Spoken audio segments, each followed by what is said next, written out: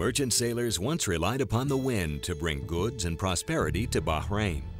And the island kingdom has once again harnessed the power of the wind for commercial use at the iconic Bahrain World Trade Center. Over 70% of the wind flow from the Persian Gulf comes directly onshore in Bahrain, providing an ideal location for integrating wind turbines. The Bahrain World Trade Center is a 240-meter-high complex consisting of 2 towers that are linked via 3 sky bridges, each holding a 225 kilowatts wind turbine, totaling to 675 kilowatts of wind power production. The 3 turbines were turned on for the first time on the 8th of April 2008. The wind turbines are expected to provide 11 to 15% of the tower's total power consumption. This is equivalent to providing the lighting for about 300 homes annually.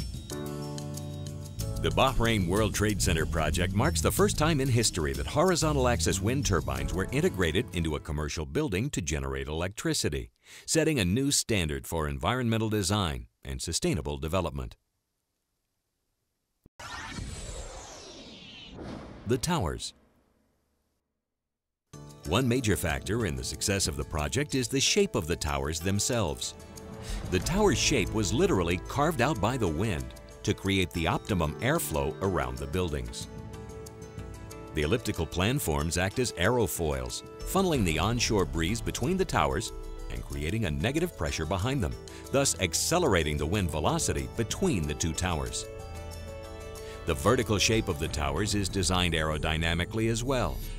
As the towers taper upwards, their aerofoil sections reduce in size. This effect encourages near equal distribution on all 3 turbines despite wind velocity increasing with height, and allows them to rotate at the same speed and generate the same energy.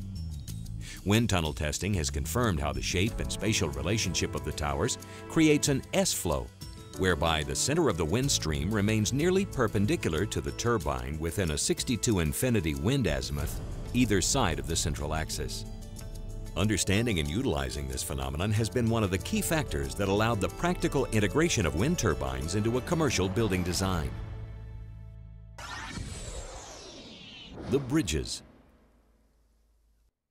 The bridges connecting both towers are ovoid in section for aerodynamic purposes and incorporate maintenance-free bearings where they connect to the buildings. These allow the towers to move 0.5 meters relative to each other and without transferring any kinetic energy to each tower. The bridges, spanning 32 meters and weighing 70 tons, have been designed to withstand and absorb wind-induced vibration and vibrations occurring in both an operating and standstill turbine. The bridge's shallow V-shape takes account of blade deflection during extreme operating conditions and affords adequate clearance to avoid blade strike. Additionally, a laser blade position monitoring system is incorporated that will set the turbine to standstill if deflections become excessive. The wind turbines. 3 29-meter diameter horizontal axis turbines have been used, each of which produces 225 kilowatts and weighs approximately 11 tons. Each has a nacelle, a rotor, a bridge, control monitoring and safety systems, and an electrical interface with the building. The nacelle operates independently and contains the cowling gearbox, generator, cooling system, and associated control systems mounted on top of the bridges to display the functionality of the turbine. The impetus for this innovative design solution came entirely from Chief Architect David Sean Killa of W.S. Atkins & Partners overseas. In October 2003, the firm was asked to design an office tower and shopping center in Bahrain, and during the first site visit, Killa noticed a tremendous wind blowing.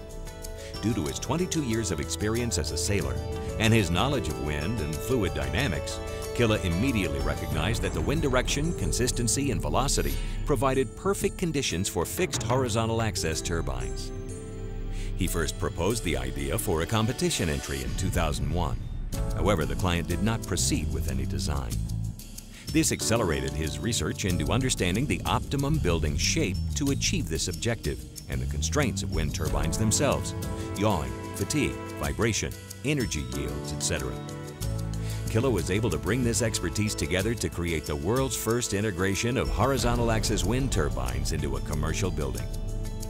Also responsible were Lars T. Thorbeck, Project Director, Ole Sangil, Managing Partner and Director,